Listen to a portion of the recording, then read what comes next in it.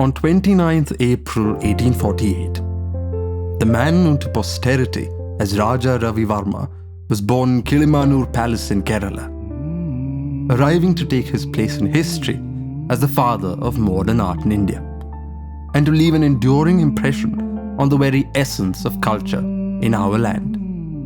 It was Ravi Varma who adapted Western realism to Eastern themes, conceptualizing a new imagery for India's ancient heritage. It was he who absorbed academic techniques to represent Indian divinity, emerging as the best-known classical painter of the modern age, inspiring the rich as well as the poor, the powerful and the weak. Ravi Varma's heirs established the Raja Ravi Varma Heritage Foundation, committed to preserving and upholding his legacy and to keeping his flame alive for generations to come.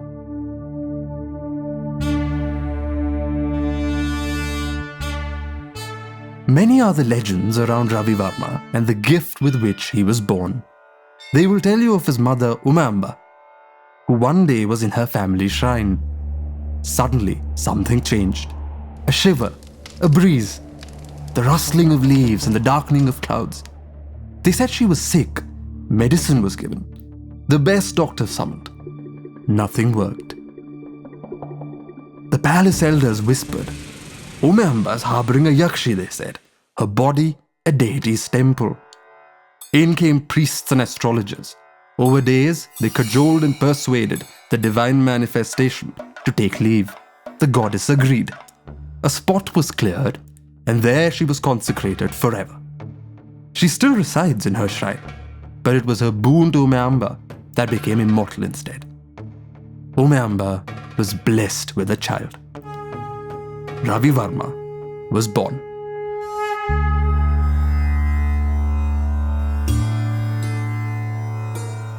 Ravi Varma was born into the lap of sophistication. Kilimanoor Palace was once home to celebrated warriors, but in his day, the halls resounded with music, poetry and drama. The battle cry replaced with art. The best of creativity appeared, weaving color with culture, art with perfection. Flames of rituals were the Sanskrit tales told by his father. Cradled by his family and nourished by their attainments, Ravi Varma soon found his own niche. Ravi Varma's fingers touched paint.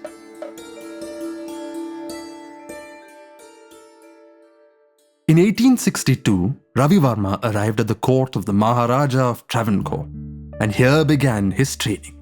Like all great portrait artists, he had to learn technique and sharpen his skills. He acquired book after book from around the world, scouring the Maharaja's library for catalogues and references. His eyes widened as he studied anatomy, learning from masters he never met but whose sketches fired his imagination. Soon, Ravi Varma mastered framing and acquired a grasp of light and shadow. Many were the awestruck observers, but many too the artists whose envy he provoked. In 1881, he set out from the land of his birth to the country that lay beyond, winning the patronage of kings and grandees across the subcontinent. The canvas of Indian art was about to change forever. Ravi Varma's talent was first appreciated in Madras in 1873. He painted portraits for the Pudukkottai Darbar and Lord Buckingham. India's first gentleman artist, he crisscrossed the land from the court of the Gaikwad of Baroda to the palaces of Udaipur. His canvases were displayed in Chicago, and an Indian artist was said to become the toast of the Western world. His paintings adorned the palace in Mysore, and his studio became a place of pilgrimage for Indians seeking a glimpse of their gods. Ravi Varma continued to nurture his devotion to the Hindu tradition, his art an expression of spirituality itself, and his brush the medium through which he paid homage to his creator. In Kilimanoor, he constructed a gallery where his painting would be displayed and where he could entertain royalty that visited him. Today, The arch of the Kilimanoor Palace stands as a testament to the man who lived there and who, no matter how far he travelled, called Kilimanoor home.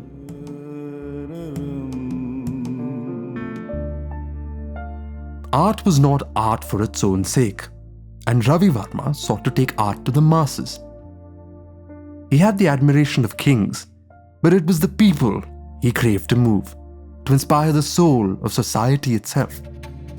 He invested in a press at great expense to produce lithographs of his paintings for those who could not afford canvases.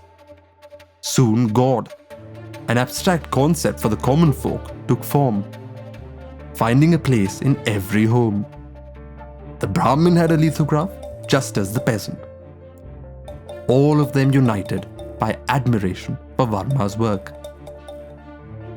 Many were the lithographs the press produced, but Ravi Varma was not made for business. The press had to be sold. Some years before he took leave from the world in 1906, breathing his last in the palace of his birth. Kilimanoor gave Ravi Varma to the world, and then Kilimanoor took him back.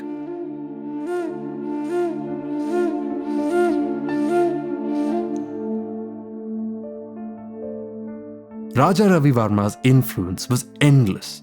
Dada Saheb Phalke, the father of Indian cinema, sought inspiration from his paintings, the results visible in the reels that energized Indian movie production, most obviously in the classic Raja Harishchandra.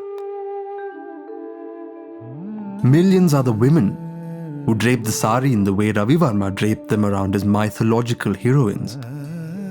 And endless are the nuances borrowed into Kathakalli and Mohiniattam by Ravi Varma's costumes and colours. Raja Ravi Varma had died, but he left behind a world of creative splendour, eternal and beautiful, capable now, as then, of moving any Indian mind.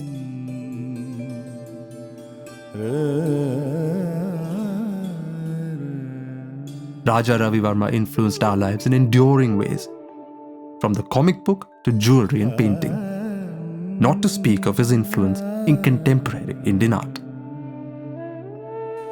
Creativity, Raja Ravi Varma proved, has no bounds or barriers. Harirdaşavatararaicha punyatirthaicha pavanam Aryavattam suvikhyatam Uchchatvam veerarikshitam Ujjainya Mahakala Mukhya kshetra bhuthaadyate Pashyatvam tam mahakalim Vikramarkena pujitha Harirdaşavatararaicha punyatirthaicha pavanam Aryavartam suvikhyatam Uchchatvam veerarikshitha